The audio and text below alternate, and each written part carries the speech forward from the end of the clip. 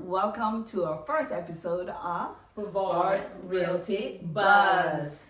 Okay, yes, we are buzzing with the latest market trends here as it relates to real estate in Brevard County. So I'm excited. It's our first episode. It is, Kate. So, of course, welcome. Now, what can you expect? What can they expect, Sharon? Well, there's a lot of things going on with the market. It has increased in the past year, so that's a great thing for sellers. It can also be a good thing for buyers. Yeah, absolutely. And of course, when we decided to do this podcast, it was because we're getting a lot of questions. We know a lot of people are coming from out of town to the area trying to understand and navigate the Brevard real estate. So we wanted to do this to make sure that we're providing some information to you and accurate, detailed information about this market. And of course, we wanted to make sure that people are just really educated, about what's happening with the buying process, etc. So we decided to do this podcast, and I hope you will definitely join us. Hopefully, yes. This is every Thursday at 10 a.m. where we break down what's happening in the market, right, and share everything with you as it relates to real estate. So let's formally introduce ourselves, right, Sharon? Hi, okay, again, I'm Sharon Roy. I'm a realtor. I'm under the National Association of Realtors. So I am bound by a code of ethics. I've been in this business since 2013. I sell single family homes, condos, vacant lands. I work with first-time home buyers. I work with investors. I'm also a military relocation professional. I'm accredited buyer's representative, and I'm also a relocation specialist. So working with me, your savvy realtor, you get a lot of me, my personality, and I love it. Absolutely. So, Kay, let's talk about Kay. What did she do? Well, I'm also a realtor. I've been a realtor since 2012, and of course, I'm also an accredited buyer representative, military specialist, right? Yeah. And of course, a relocation specialist here as well. And of course, as Sharon said, we work with all buyers, both buyers and sellers, from vacant land to commercial property. So I do go a little bit deep into that as well.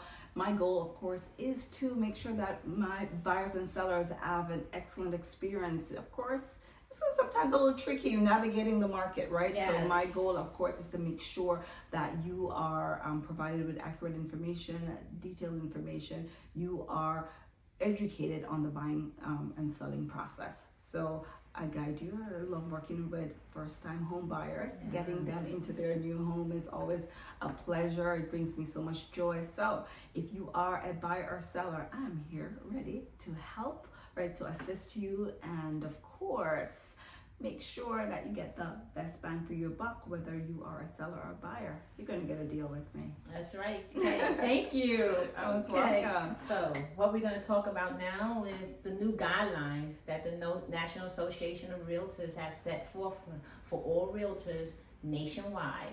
Okay, so this is a new process. It just came out August 17th, so it's really fresh. What has changed? One, if you are a home buyer, now you are required to sign a buyer brokerage agreement with your realtor. What does that mean for you? Well, it means that before I can show you a home, in person or virtually, like Kay said, that you sign this agreement, you have a sit down or a conversation over phone, but hopefully with us, it's normally a sit down and you can discuss our compensation. This is something new.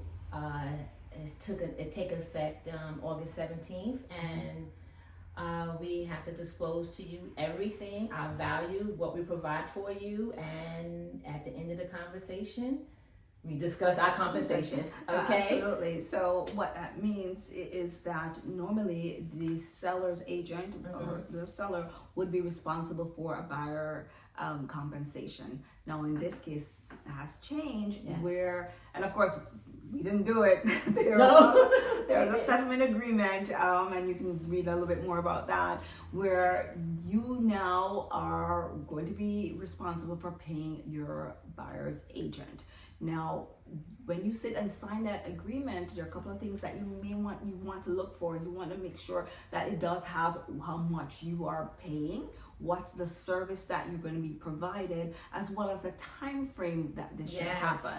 So, somebody said to me the other day, it's like, oh, am I going to be tied to this realtor for, whatever time? It's based on what you negotiate with the buyer's agent. So you negotiate the compensation, and you negotiate the time frame, and of course the service that they'll provide you in that time. Now it means that, as Sharon said, you can't just turn up to a house like we used to. Yes. Right?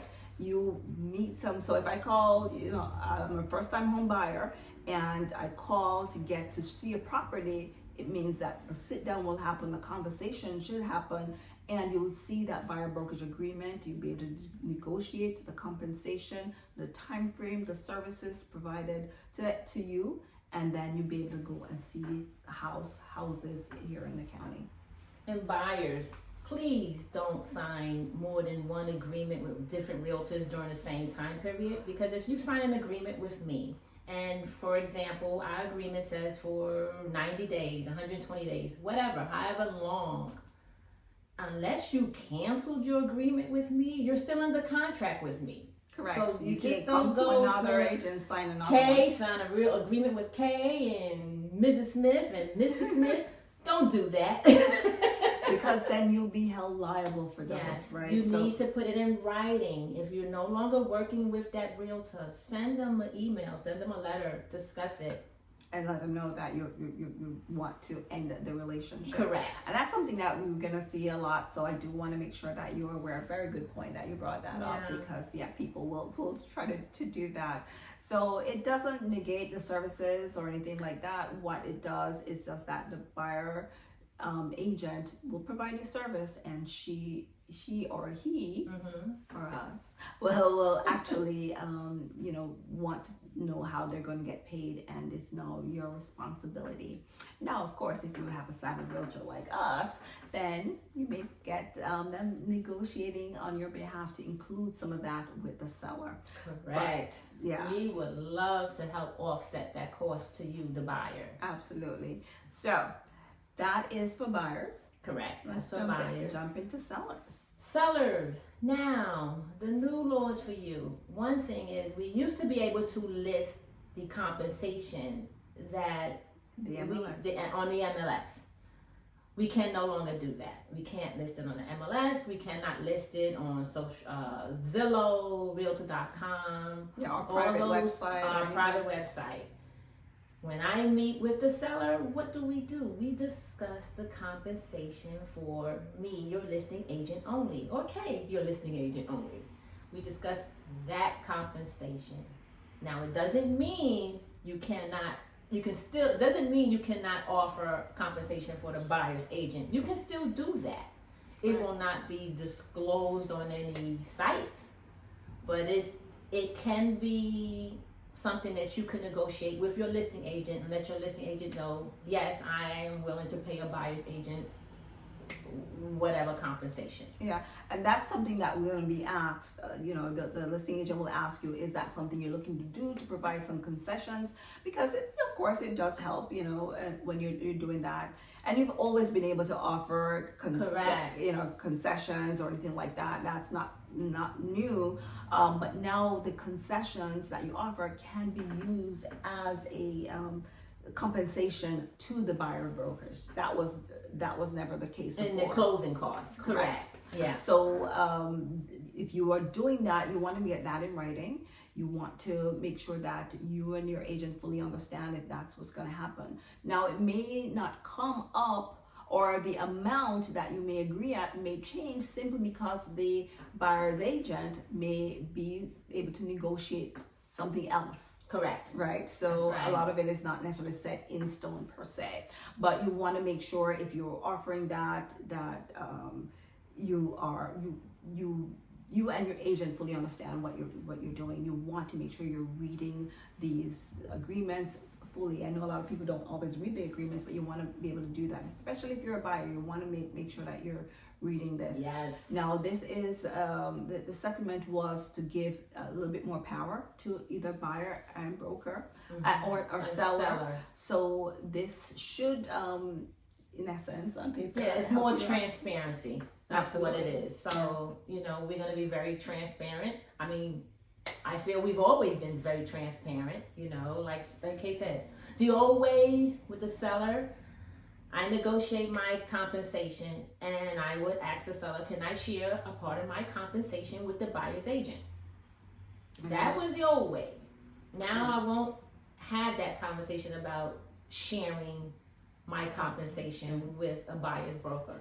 Yeah. So those are some of the changes that has happened. What you'll see now is a lot of negotiation that's going to take place on behalf of the buyer and, of course, seller doing a little bit more negotiating as it relates to paying more money for closing costs. Correct. So, of course, if you have any questions, we're happy to help you with that. And, of course, our number's going to be here on the show notes as well. Please feel free to reach out if you have questions, if you need additional information, if you have a property to sell or buy. We are here to assist. And if you want to read up on the new guidelines, is on the National Association of Realtors.org website. So we will disclose that also in this podcast. Absolutely. So give you the opportunity to go read it up. You want to be an educated buyer. You want to be an educated seller. Correct. And of course, this podcast is about to do that, to kind of tell you, where to go to get information, what's the latest trends, what's happening in the market. If you're looking for new construction, if you're looking to buy anywhere in this huge county, right? So I want to say it's just been wonderful to do this little podcast. Of course, we're going to discuss so much more topics going forward as it relates to purchasing, as it navigating that process. If you're looking for, to get, inspection, whatever it is, we're going to try to cover that here. If you have questions, you can always send that into us as well, and we'll be able to discuss that. Exactly. If you're looking to get financing, right? Correct. Whatever it is, please feel free to reach out. And if you don't know what Brevard County is and what cities it covers Palm Bay, Melbourne, West Melbourne, Titusville, Vieira, Rockledge, Miss, Cocoa Beach, Beaufort Bay, Merritt Island, Melbourne Beach. I'm trying to think. In the Atlantic, Indian Harbor Beach. Ooh, look at you. You say Melbourne Beach, right? Yes, we say and Satellite Beach. Satellite Beach. Port Canaveral, Cape Canaveral. Yeah, so it's a huge county. Yes, it is. And so we are going to, of course, discuss the latest trends, the different things here that's happening. We're not only just looking at real estate, we're looking at the lifestyle here in Brevard County. What's happening? Where can you find, coffee, teas, whatever it is that you're looking for? Because when it comes to real estate, especially residential real estate, we are basically selling this lifestyle. Yes. We want to make sure that you are tuned in. If you're new to this county, you're going to learn a little bit more as you continue to listen to our podcast and tune in every week to learn more. And of course, you've been watching Brevard Realty Buzz. All right. See you next week. Stay tuned. Bye. Bye.